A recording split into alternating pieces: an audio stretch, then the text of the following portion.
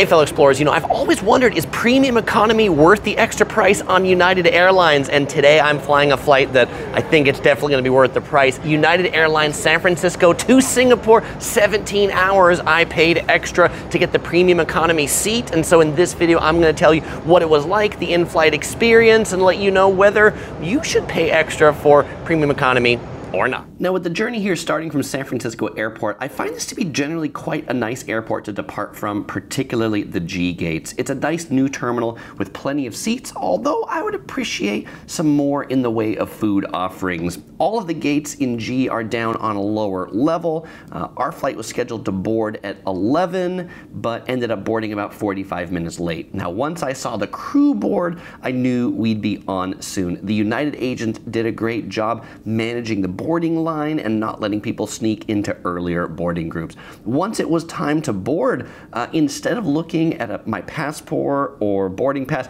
they just had me look into this camera, wait for a green check mark, and then go on the plane. That was neat and novel. Now, although there were 2 jet bridges from this gate to the plane, they were just using one to board. I was in seat 21J down the far aisle. After passing through the Polaris business class section and looking at those seats that were going to be nicer than mine, I found my seat for the next 17 hours.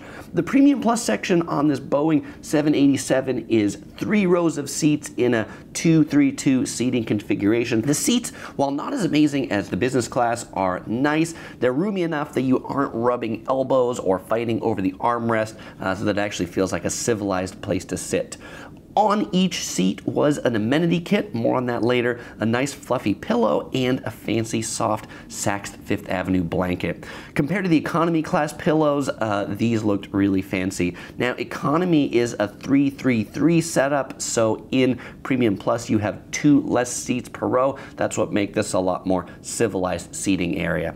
In the armrest in the center was a nice pair of slippers, and in the seat back pocket, a pair of big headphones. I didn't use the headphones, as I'm sure my Sony noise-canceling headphones are better.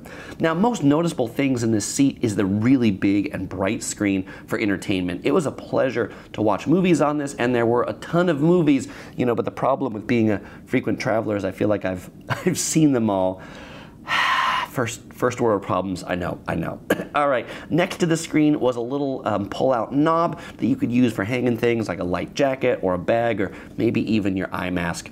In the center armrest was a tethered controller that could be used for movie controls and playing some of the games in the entertainment system. There was also AC power and USB power and the headphone jack in the back of the armrest.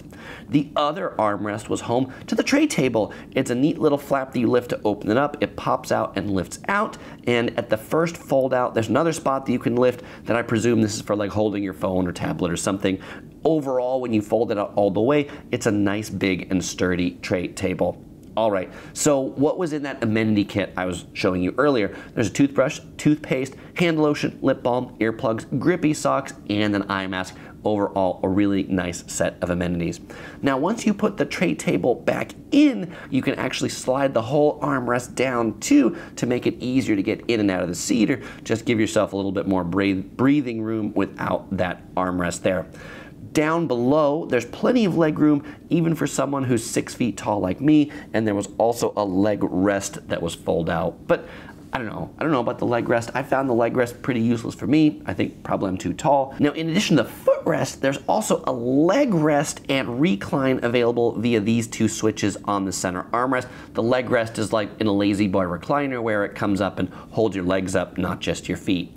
Now, once we were airborne, the first drink service came by, a typical economy drink service from push carts, and they provided almonds for the snack. Soda, beer, and wine are free since this is long-haul international. For Premium Plus, real liquor was also available for free, as my seat neighbor got a vodka tonic.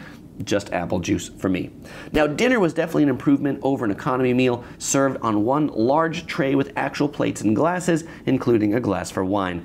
The choice was chicken or spaghetti. I picked the chicken, quite good, moist with a flavorful cream sauce. The lavatories I mentioned earlier, they're shared with economy, but let's take a look at those. They have a nice touchless flush on the toilet, a nice touchless water dispenser. They've also got cups to rinse your mouth if you're brushing your teeth. You want to spit something out. out if that's something that you do. Oh, and the windows on this Boeing 787 Dreamliner are pretty neat. There's no window shades, but you control how much light is let in with a touch of the button underneath.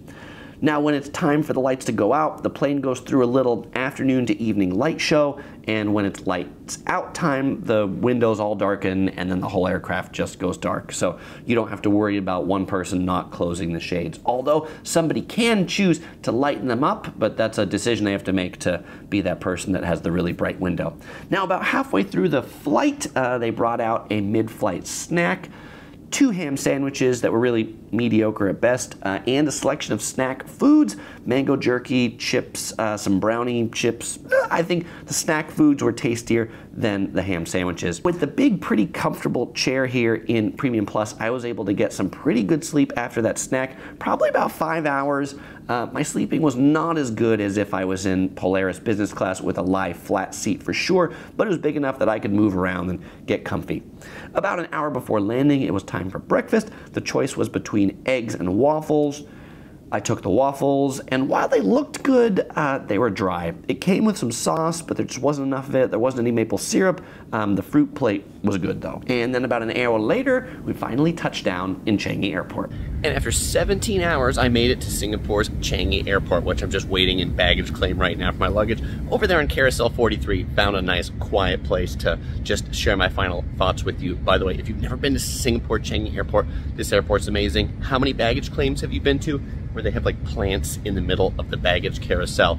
So overall, was it worth it to get Premium Plus? I think so. I mean, I really enjoyed the seat. It was not as amazing as a business class seat because it doesn't lie flat, but it was big enough that I could feel civilized like a human. I had enough room. I wasn't rubbing shoulders with the person next to me. I booked miles for the flight. It was about 70,000 United miles for my ticket out here to Singapore.